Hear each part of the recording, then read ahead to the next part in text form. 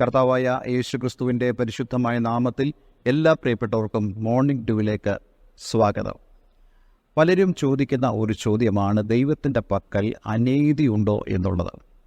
റോമാലേഖനം 9-ാം അധ്യായത്തിൽ അപ്പോസ്തലനായ പൗലോസ് തന്നെ ഈ ഒരു ചോദ്യം ചോദിച്ചിട്ട് താൻ അതിന് ഉത്തരം പറയുന്നുണ്ട്.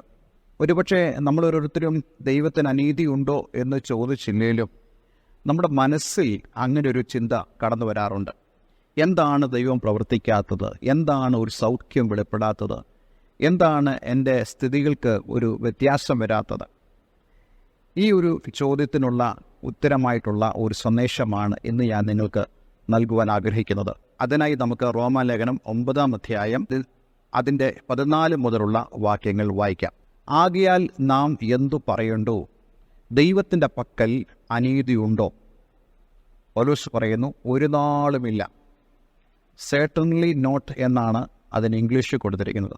തീർച്ചയായിട്ടും ഇല്ല, ദൈവത്തിൻ്റെ പക്കൽ അനീതിയില്ല.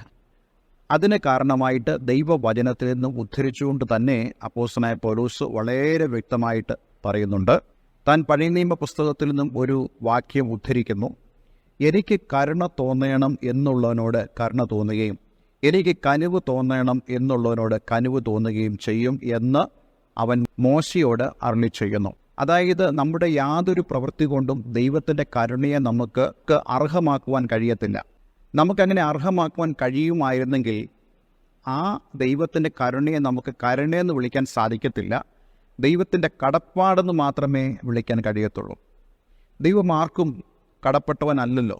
അതുകൊണ്ട് ദൈവത്തിൻ്റെ കരുണ തോന്നണം എന്നുള്ളവനോട് അവന് കരുണ തോന്നുന്നു. അത് ദൈവത്തിൻ്റെ മാത്രമായിട്ടുള്ള ഒരു തീരുമാനമാണ്.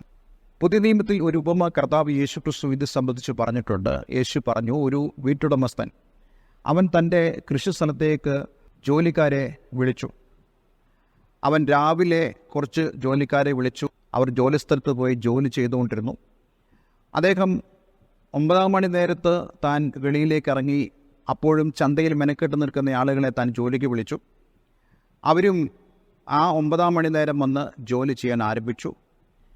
ചിലരെ 12-ാം മണി നേരത്ത് ആ വീട്ടുടമസ്ഥൻ വഴിയിൽ വെറുതെ നിൽക്കുന്ന കണ്ടിട്ട് അവരെ വിളിച്ച് ജോലിക്കാക്കി. വൈകുന്നേരവും അദ്ദേഹം പുറത്തിറങ്ങിയിട്ട് തൻ്റെ ജോലി സ്ഥലത്തേക്ക് ആളുകളെ താൻ അയച്ചു. അപ്പോൾ ഈ കൃഷിസ്ഥലത്ത് ജോലിക്ക് വന്നവർ എല്ലാവരും തന്നെ പല പല സമയങ്ങളായിട്ട് വന്നത്. വൈകുന്നേരമായപ്പോൾ തൻ്റെ കാര്യവിചാരകനെ വിളിച്ചിട്ട് താൻ ഇപ്രകാരം പറഞ്ഞു, നീ അവർക്ക് ഓരോരുത്തർക്കും പോയി അവരവരുടെ കൂലി കൊടുക്കുക. പ്രഭാതത്തിൽ ജോലിക്ക് വന്നവരോട് അവൻ 1 വെള്ളിക്കാശിന് ആ ജോലി ഒത്തിരുന്നു. എന്ന് പറഞ്ഞാൽ പ്രഭാതം മുതൽ വൈകുന്നേരം വരെ ജോലി ചെയ്താൽ നിങ്ങൾക്ക് 1 വെള്ളിക്കാശ് കിട്ടും. പക്ഷേ പിന്നീട് വന്ന അവരോട് അവൻ പ്രത്യേകിച്ച് പണമൊന്നും ഒത്തിട്ടില്ല. വൈകുന്നേരം ഈ കാര്യവിചാരകൻ വന്ന് ഇവർ ഓരോരുത്തർക്കും ശമ്പളം കൊടുത്തപ്പോൾ ഏറ്റവും വൈകുന്നേരം വന്നവർ മുതലാണ് അദ്ദേഹം ശമ്പളം കൊടുക്കാൻ തുടങ്ങിയത്. ഏറ്റവും അവസാനമായി വന്നവർക്ക് 1 വെള്ളിക്കാശ് കൊടുത്തു. അപ്പോൾ 1 വെള്ളിക്കാശ് ഏറ്റവും അവസാനത്തെ മണിക്കൂർ വന്ന് ജോലി ചെയ്തവർക്ക് കൊടുത്തപ്പോൾ ആദ്യം വന്നവർ വിചാരിച്ചു ഞങ്ങൾക്ക് അതിലേറെ ലഭിക്കും എന്നവർ ചിന്തിച്ചു. പക്ഷേ അവർക്കും 1 വെള്ളിക്കാശ് കൊടുത്തത്. ഉടനെ ഈ ആദ്യം വന്നവർ പരാതിയായിട്ട് പറഞ്ഞു, ഞങ്ങൾക്ക് കുറഞ്ഞുപോയി.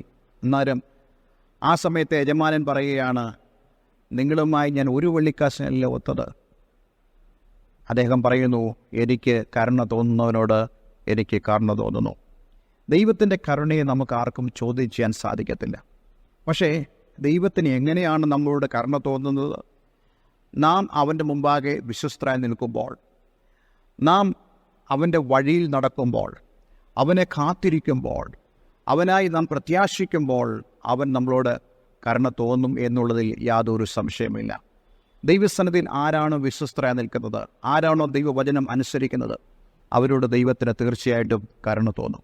എന്നിട്ട് ഈ റോമാലേഖനം 9-ാം അധ്യായത്തിൽ അപ്പോസ്തലനായ പൗലോസ് പറഞ്ഞു നിർത്തുന്ന ഒരു കാര്യം കൂടെ ഞാൻ നിങ്ങളത് വായിച്ച് കേൾപ്പിക്കാൻ ആഗ്രഹിക്കുന്നു. 16-ാമത്തെ വാക്യം, അതുകൊണ്ട് ഇച്ഛിക്കുന്നവനാലുമല്ല ഓടുന്നവനാലുമല്ല കരുണ തോന്നുന്ന ദൈവത്താൽ അത്രേ സകലതും സാധിക്കുന്നത്. ഒരാൾ ആഗ്രഹിച്ചാൽ ദൈവത്തിൻ്റെ കരുണ നേടാൻ സാധിക്കുകയില്ല. ഒരാൾ ദൈവത്തിൻ്റെ കരുണയ്ക്കായി അധ്വാനിച്ചാൽ കരുണ നേടുവാൻ കഴിയത്തില്ല.